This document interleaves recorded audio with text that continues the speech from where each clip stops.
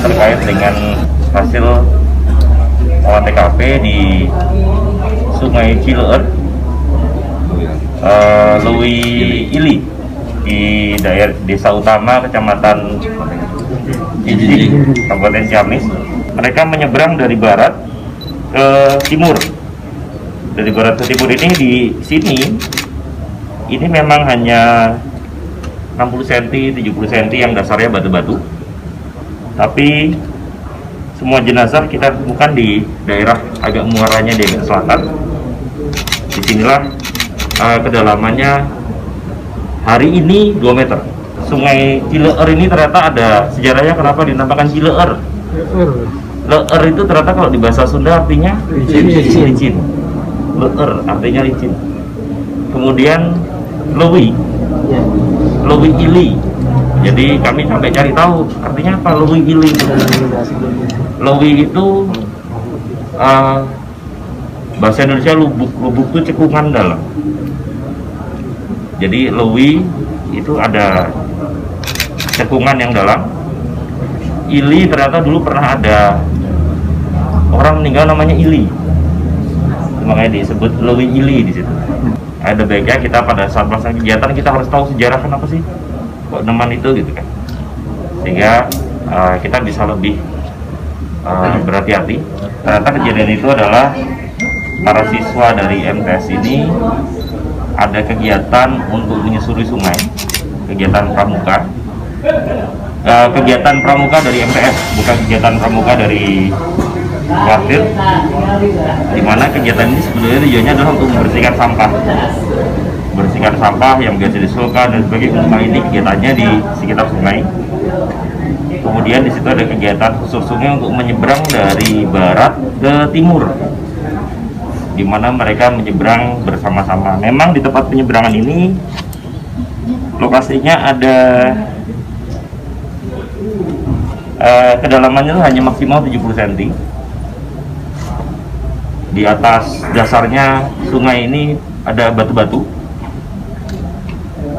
Arusnya juga waktu itu tenang, tidak terlalu kuat karena memang tidak ada hujan dan sebagainya.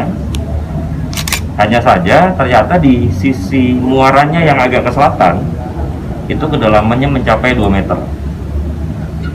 Sehingga pada saat adik-adik ini menyusuri, menyeberang dari sisi barat ke timur, setelah mengambil sampah itu mereka menyeberang, mungkin ada beberapa yang terpleset kemudian saling menarik. Mungkin kami juga masih menyelidiki secara pasti, hingga dari total ada 150 anak-anak ini yang kegiatan,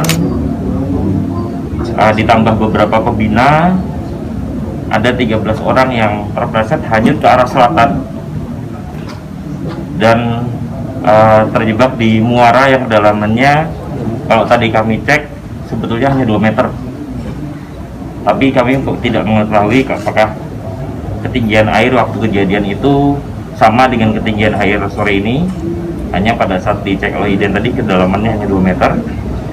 Dan di sana yang memang mengumpul semua jenazah 11 orang di sana, total dari 13 korban.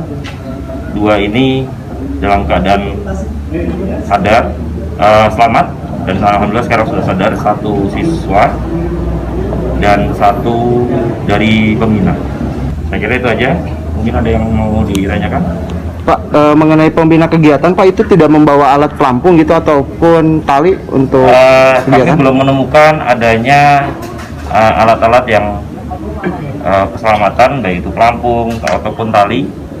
Informasi yang dari kami terima, mereka pada saat menyeberang ya bergandengan tangan. Ada unsur kelalaian, Pak, dari sekolah? Kami masih melaksanakan pemeriksaan untuk itu. Jadi belum ada pihak sekolah yang kami lakukan pemeriksaan. Kami saat ini hanya memeriksa warga sekitar dan sebagainya. Kami juga dalam proses masih melihat bahwa sekolah pun masih berduka. Tidak ada yang mengharapkan hal ini terjadi. Tidak ada siapapun yang mengharapkan hal ini terjadi. Entah itu awalnya kelalaian atau bagaimana. Yang pasti kami akan profesional dalam melaksanakan pemeriksaan ini, dan kami juga proporsional. Saya juga sangat terima kasih oleh rekan-rekan media yang tetap memberikan informasi. Kami berharap sifat informasi ini adalah edukatif dengan seminimal mungkin memberikan dampak psikologis terhadap pihak-pihak yang pernah berinteraksi dengan para korban. Kami yang pasti akan menelusuri kenapa hal ini bisa sampai terjadi, kenapa hal ini tidak bisa dicegah pada saat itu, di mana seharusnya memang ada beberapa hal yang harus bisa dicegah. Dan saya yakinkan mudah-mudahan ini juga bisa memberikan pembelajaran yang baik untuk kita semua. Walaupun pembelajaran ini pahit, tapi ke depan mudah-mudahan kita bisa mencegah. Komandan, untuk ke depan supaya tidak terjadi lagi, ada izin atau SOP tertentu, Komandan? Ya, kami berharap untuk setiap kegiatan-kegiatan aktivitas masyarakat, apapun itu yang melibatkan masyarakat, yang melibatkan orang, apalagi sekarang kita masih masa PPKM ya. Setiap kabupaten kita memiliki namanya Satgas.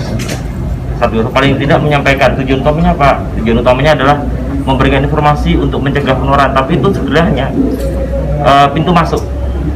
Pintu masuk untuk apa? Untuk pemerintah ini bisa mengkaji bagaimana tingkat keamanan, tingkat keselamatan, tingkat kesehatan terhadap kegiatan tersebut, mengingat kita sekarang dalam masa memerangi COVID-19 ini.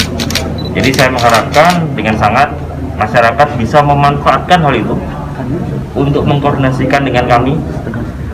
Pemerintah kami bukan bermaksud untuk mencegah atau menghalang-halangi sebuah kegiatan masyarakat, tidak. Tapi intinya tujuannya adalah untuk kesehatan, keselamatan kita. Itu aja.